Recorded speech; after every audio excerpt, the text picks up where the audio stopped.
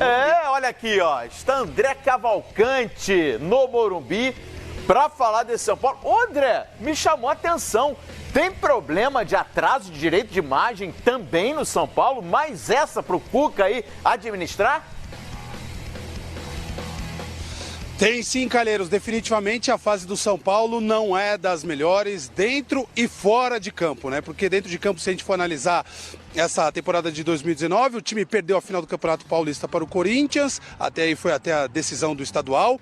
Mas na Libertadores caiu precocemente na fase preliminar ainda, no primeiro jogo que disputou contra o Tajeres da Argentina. Também caiu no primeiro mata-mata da Copa do Brasil e isso comprometeu o que o clube esperava arrecadar financeiramente. Estou falando de premiações nessas competições, tanto na Libertadores quanto na Copa do Brasil, e também a arrecadação com bilheterias nos estádios, ou principalmente aqui no estádio do Morumbi. Sem arrecadar esses valores, o fato é que pelo menos 4 jogadores do atual elenco do São Paulo estão com parte dos salários atrasados. Que parte é essa? São os chamados direitos de imagens, ou seja, são valores que ajudam a compor os pagamentos, os vencimentos dos atletas. E esses atrasos seriam de 2 a 4 meses para pelo menos estes 4 atletas. E a situação é tão delicada que na próxima semana o Conselho Deliberativo deve se reunir para votar se o clube deve ou não pedir empréstimos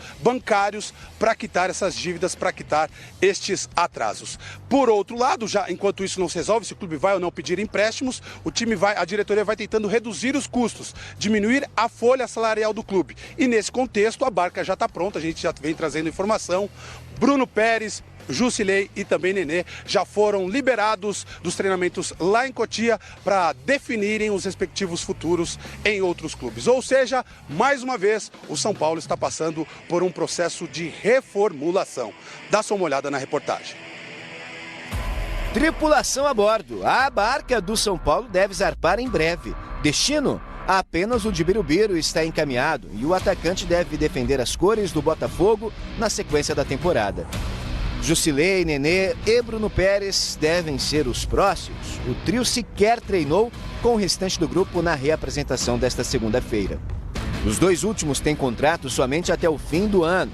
Bruno Pérez está emprestado pela Roma e sequer foi utilizado por Cuca. A saída é dada como certa no clube há meses, mas ele ainda procura um novo destino. Nenê, por sua vez, até ganhou minutos em campo, mas segue sem espaço no time titular. E por isso analisa ofertas do Brasil e até do exterior, segundo revelou o diretor de futebol Raí. Já Jusilei tem contrato mais longo até dezembro de 2021, mas perdeu espaço nesta temporada e não joga desde a final do Paulistão contra o Corinthians. A saída do jogador também é vista como uma forma de aliviar a folha salarial, já que os vencimentos são considerados altos. Além desses nomes, Arboleda aguarda propostas depois da participação na Copa América e deixou o futuro aberto. É o São Paulo acertando os últimos detalhes para a reta final da temporada. São Paulo sofreu muitos problemas financeiros neste ano de 2019.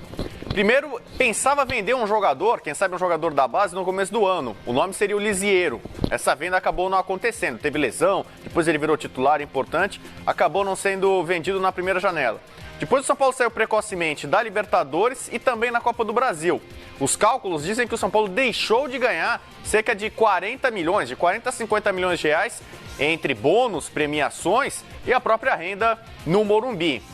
Aí a venda do David Neres ainda não saiu. São Paulo estava contando muito com a venda do David Neres do Ajax para algum grande de Itália, Inglaterra, Espanha, alguma coisa. Não aconteceu, esse dinheiro não está sacramentado. São Paulo torce pela venda desesperada do Arboleda. Assim como o Arboleda quer sair, o São Paulo está louco para vender e não aconteceu. E o São Paulo está limpando o elenco. A gente viu ali o nome dos principais, mas até a moçadinha da base.